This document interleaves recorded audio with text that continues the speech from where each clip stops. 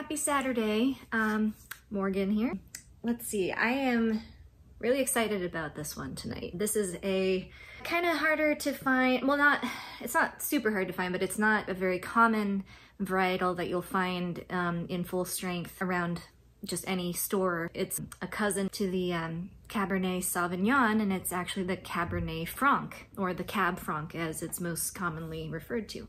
And it's from a really awesome winemaker in Santa Barbara County, California. I don't do a whole lot of California wines. I like the European Old World stuff mostly, but there are some, I mean, phenomenal New World wines, especially in California. So, and actually this wine, I'm going to tell you who it's by in a second, but this wine is actually made in at a vineyard in Santa Ynez, which I've personally been to. That's where Neverland Ranch was, if you remember that property of Michael Jackson's. So I've actually been out there, not to Neverland Ranch, but actually next door to it. It's gorgeous, just drenched with sunlight you've never witnessed before in your life. It's unbelievable. It's surreal. I would say surreal is exactly what Santa Ynez is. So anyway, this is a winemaker called Broc Cellars. Broc Cellars is short for the winemaker, Chris Brockway is the winemaker and owner. So Broc Cellars is known for their really cool labeling, and I will show you. This is the Cuckoo Cab Franc, and it looks like Vodkov, but it's actually Cuckoo, K-O-U-K-O-U. And they just named it this because it sounded right. That's what their website says, and I'm actually gleaning some information from their spec sheet as I'm doing this, because they're I hadn't done any research into Broc Cellars before, but they're known for these really incredibly well-designed labels that are just so simplistic in design and so captivating. I mean, it really intrigues the eye to catch a glimpse of something so kind of mysterious. What is cuckoo, or what does this even say at first, and then, well, what's cuckoo, and then even still there's no real answer. So we like that. I like that. And, so I'm gonna go ahead and open this up. As you can tell, I already had half of it last night.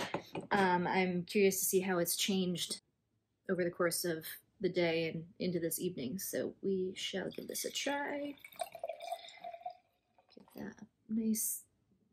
I always pour too heavy. So first of all, I want to show you how lightweight this Cab Franc is. I don't think all Cab Francs are this lightweight. This is pretty light. Let's see. The nose is very bright, and actually bright is probably the main descriptor for both the palate and the nose on this wine. I mean, and the color. I mean, everything about it is bright. It's a nice, like, kind of a muted ruby color, garnety, a little bit purple. Let's see. It's got pepper on the nose, almost like a jalapeno or something, which I love. I love jalapeno.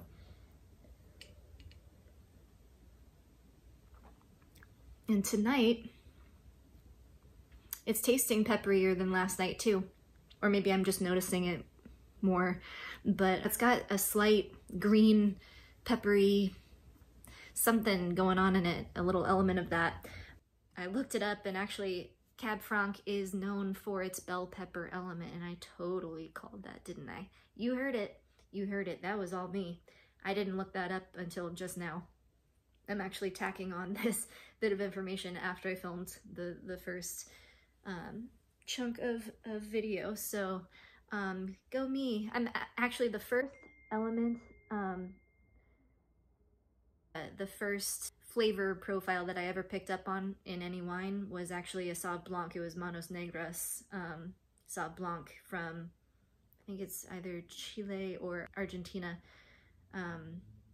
Anyway, it was a green pepper jalapeno element. I totally picked up on it, and that's when I knew that I had a palate for wine. So that was back in 2014, early 2014. I was 27. I had just turned that. Anyway, pretty fun stuff. So green pepper stands out to me, apparently. Anyway, it's got some good glycerin content, as noted by the legs. When you swirl a glass of wine, and the wine that's left on the inside of the walls slowly drips down, the slower it drips and the longer it drips, the farther.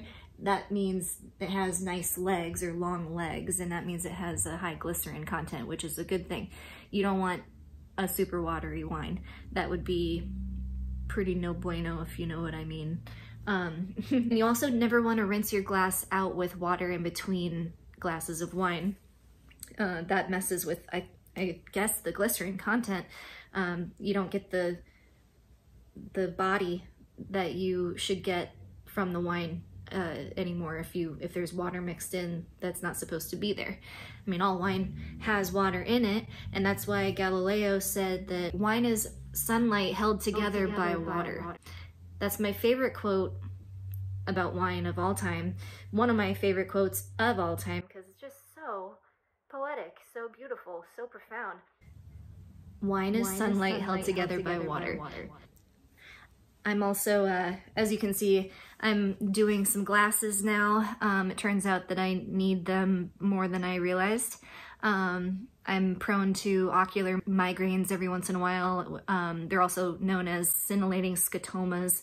They're really annoying. They're painless for me, thankfully. I hear they can be pretty bad for a lot of people, but anyway, should be fixing this with some blue light blocking lenses on some glasses.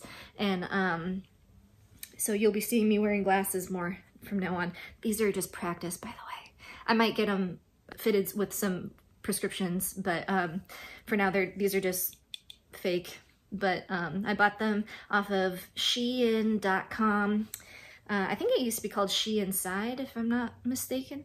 But anyway, these pajamas also came from Shein, and they're super cute, kimono style with cranes. I got two sets of crane kimono pajamas because I like them so much, and they're not very expensive. They take a little while to get to you, but because they come from China. But that's only a bad thing right now, right? COVID, it's the COVID era. For those in the future watching, looking back on this. So anyway, back to the wine. So Santa Barbara County, Santa Ynez Vineyard specifically, 2018 Cab Franc. It's 100% Cab Franc, which is harder to find than a blend that includes Cab Franc. Cab Franc's in a lot of blends, but it's not as often found on its own. And it's really wonderful when it is found on its own. So I've never met a Cab Franc I don't like, not yet. So I'm gonna keep going with that and see how long that trend takes me. What's interesting about Broc Cellars is that they're about as close to organic as you can get. They don't call themselves organic because there is a tiny fraction, about 5% of the vineyards that they source from have some kind of exposure to some synthetic pesticides, herbicides, fungicides, all the synthetic ones that we don't want in our wines. There's a trace amount of that exposure to Broc Cellars wines, but we're talking about 5% or less, and depending on the wine too. So not sure, I'm guessing we're just gonna play it safe and say this one has 5% of the synthetic stuff exposed to it. So, but that's pretty darn good considering that most wine in America has a lot more than that. We're talking way more than 5%. So this is about as close to organic that you can get in America. And that's, you know, not grown in your own backyard, I guess, if you do it yourself. Okay, so when I say that Cab Franc is harder to find as a wine that's all Cab Franc, 100%, what I mean is that Cab Franc typically doesn't have the structure and the complexity needed in order to make a great wine on its own. So it tends to be a blend element in red blends more often than a standalone grape. And what's really interesting is that Cab Franc originated in the Bordeaux region of France back in the 1700s, and if you combine Cab Franc and Sauvignon Blanc, you come up with Cabernet Sauvignon. So that's actually where the relationship is between Cab Franc and Cab Sauv, and also Sauv Blanc, which is a white wine. So super interesting stuff. I love wine history, actually. It's fascinating. They say that this Cuckoo Cab Franc is chillable. So I guess it's because it's lighter bodied and has a higher acidity.